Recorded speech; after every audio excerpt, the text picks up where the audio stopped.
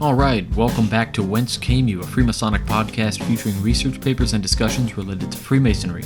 I'm your host, Brother Robert Johnson. This is episode 119. The news for this week. Well, first I want to say the premiere for Joseph James's new film, which stars Sean Astin. It premieres in the first couple of weeks in December. It's going to be huge.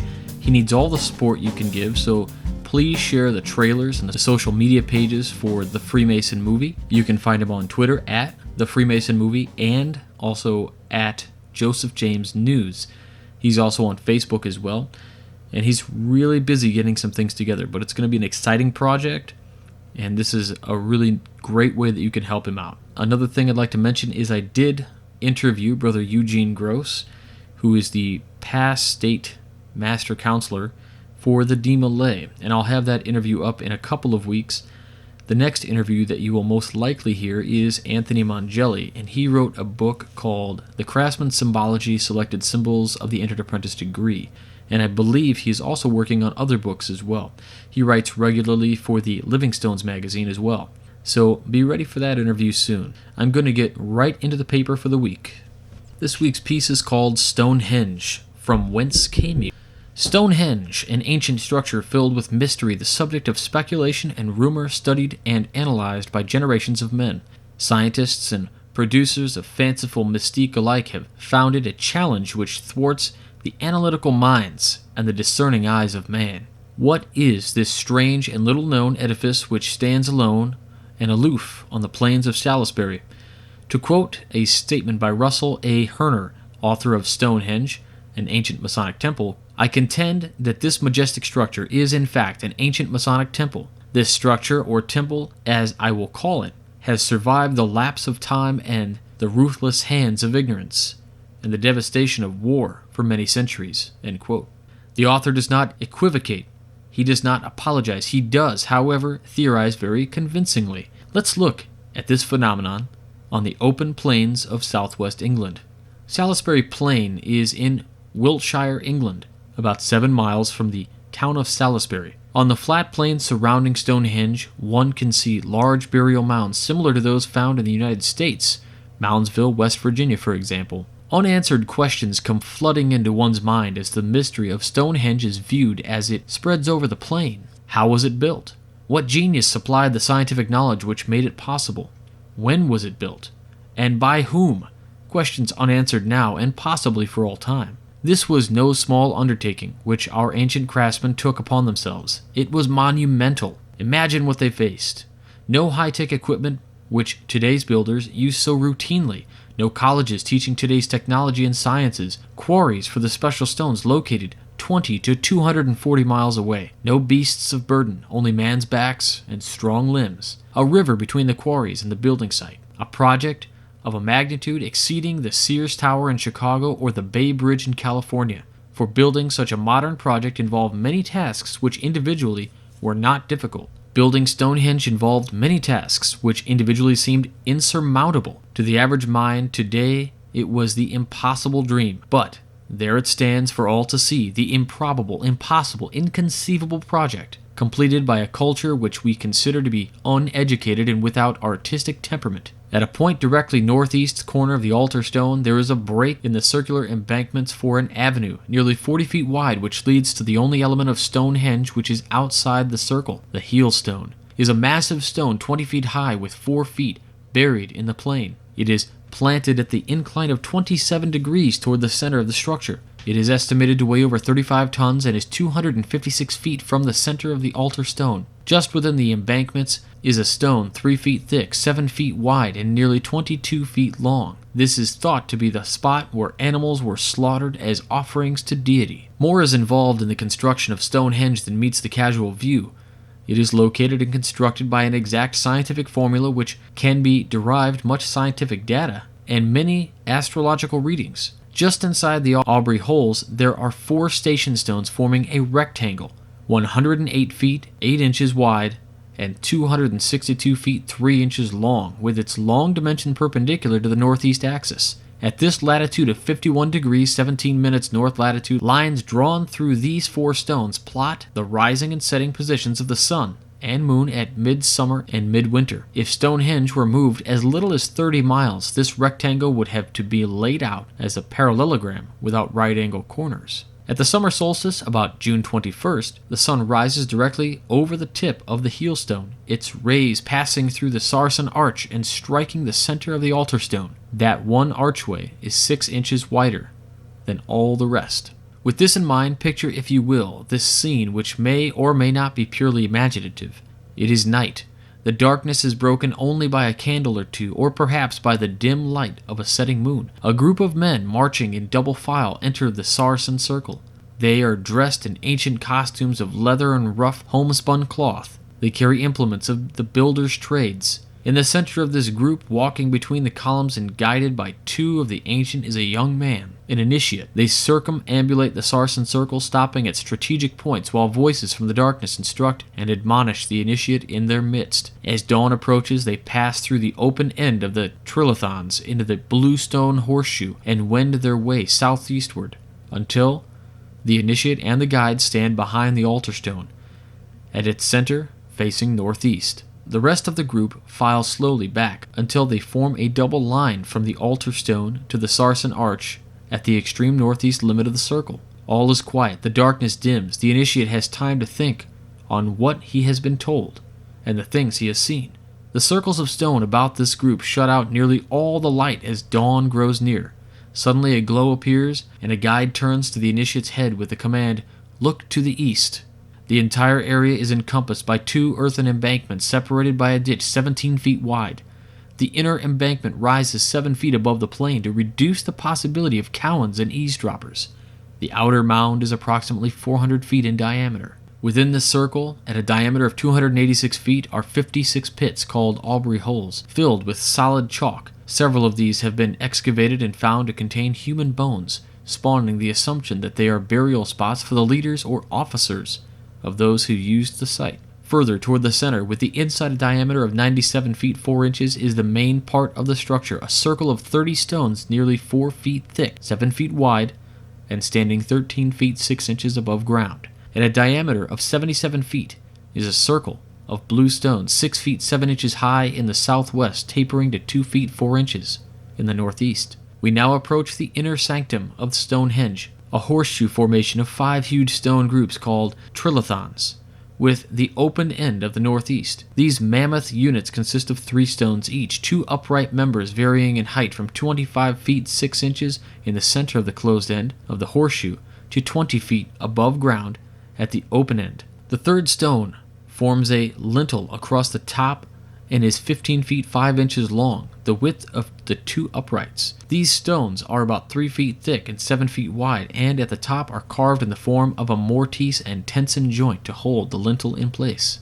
Within this impressive group is a second horseshoe of round blue stones 2 feet in diameter, varying in height from 9 feet 3 inches at the closed end to 6 feet 6 inches at the open end in the northeast. These are set at a diameter of 39 feet. Central to all the other parts of the structure is one of the 2 most important elements. It lies flat on the ground, and it's a green stone with flecks of mica throughout. It measures nearly 2 feet thick, 3 feet 3 inches wide, and 15 feet 9 inches long. This is the altar stone. Some mention should be made of the 2 color elements used in Stonehenge's construction, the green altar and the 2 blue stone units. Mackey's Encyclopedia of Freemasonry has this statement, quote, "In all the ancient mysteries, this idea was carried out with green symbolizing the birth of the world, the moral creation of resurrection of the initiate." End quote. Thus we have the theory that the initiate took his obligation on the green altar stone at Stonehenge. Quote, "The creation or resurrection of new life."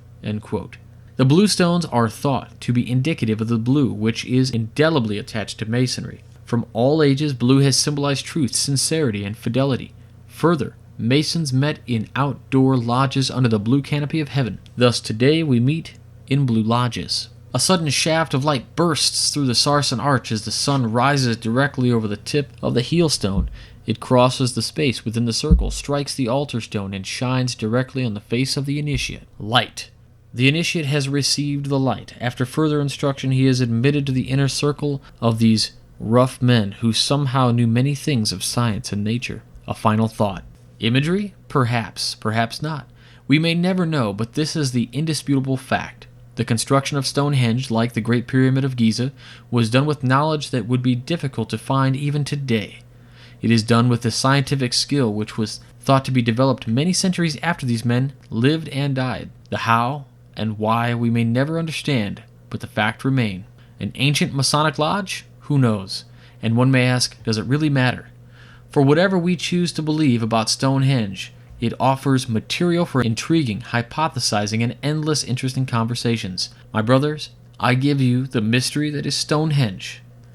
Alright, now that was actually from an article published on MasonicWorld.com. I'll have that as the downloadable PDF.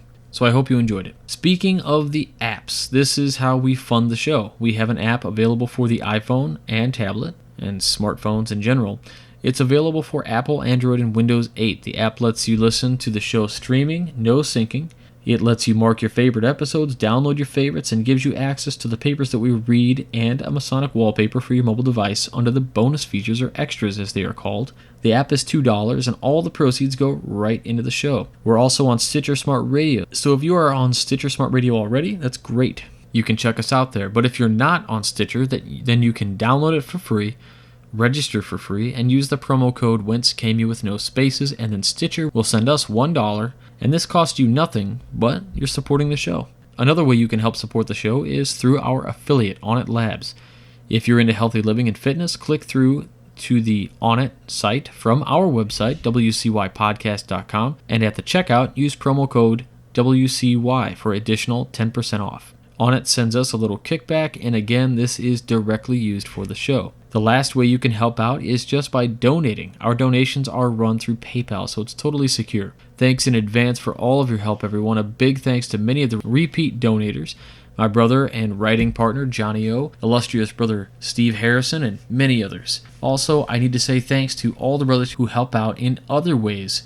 And you all know who you are. Tahiri, Walk, Hosler, Creason, Gordon, Shirley, Sepulveda, Gomez, Shimeon, Greg Knott, Nickham, James Fry, and all their significant others.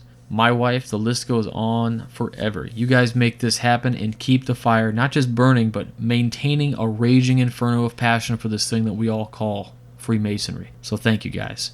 Next, I want to talk about Masonic Outreach. You guys know by now that I'm on the Grand Lodge's Masonic Charities Committee in the state of Illinois, and my job is to talk a little bit and promote the Masonic charities. So each week when I can, I like to read a little bit of a story about how the Illinois Masonic Outreach has affected and helped. But I also remind you, no matter where you are in the world, brothers in Australia, in Surrey, England, in Philadelphia, California, Ontario, no matter where you are, your Grand Lodge has charity funds that has stories just like these. These stories wouldn't be told without the generosity of brothers like yourselves. So let's tell another great story about Masonic Outreach. Our Illinois Masonic Outreach Services Director received a call from the wife of a 60-year-old Brother Mason who was hospitalized for extensive period. Most of the interview was conducted with the wife since the brother was in the process of getting blood transfusions. This brother had survived 6 bypass surgeries and numerous complications. Up to the date of the interview, he had received a total of 59 blood transfusions over the years. Even with Medicaid, this couple was experiencing a large amount of out-of-pocket expense, such as travel to and from the hospital, which was a 4-hour ride one way. Housing for the spouse was $30 per day in a shared room.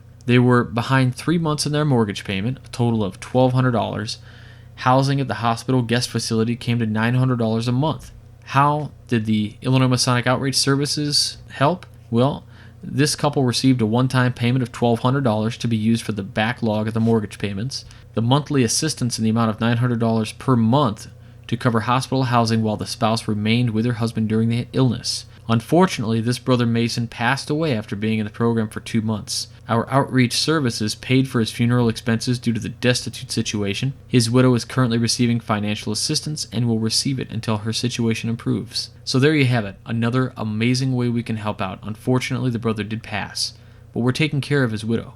Now here in Illinois, we have something called the Society of King Solomon, which is a group or membership which is awarded for extraordinary giving to these charities. This membership is gained with donations of $500 or more. But don't worry, I didn't have that kind of money either when I joined. I bequeathed the money from my life insurance policy.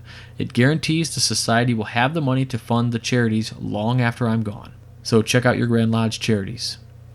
Let's get into the famous Freemason of the week, Sir Jimmy Shand, 1908 to 2000. Jimmy Shand was born in East Wemyss, Fife, on January 28, 1908. Jimmy's first musical instrument was the mouthie, or mouth organ, before his father, himself a skilled melodeon player, taught him to play at an early age, and when the 14-year-old had to leave school to go down to the mine shafts, he played his melodeon at social events, weddings, and competitions. In his mid-20s, Jimmy started a job at a music shop in Dundee and switched to the chromatic button-key accordion, the instrument he stuck with for the rest of his life. In 1955, he recorded the hit single Bluebell Polka, which reached number 20 in the charts and earned him an appearance on the BBC television pop music program. He went on to sell millions of records during a musical career spanning more than 70 years. In 1999, he received a knighthood for his services to the Scottish culture at the Palace of Holyrood House, Edinburgh, by Prince Charles, the Prince of Wales. Jimmy was truly a very rare Scottish national treasure. A statue in his memory has been erected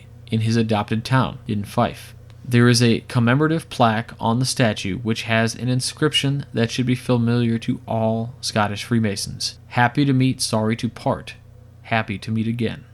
Jimmy Shand was a member of Lodge Robert de Bruce, number 304 in Ladybank, Fife.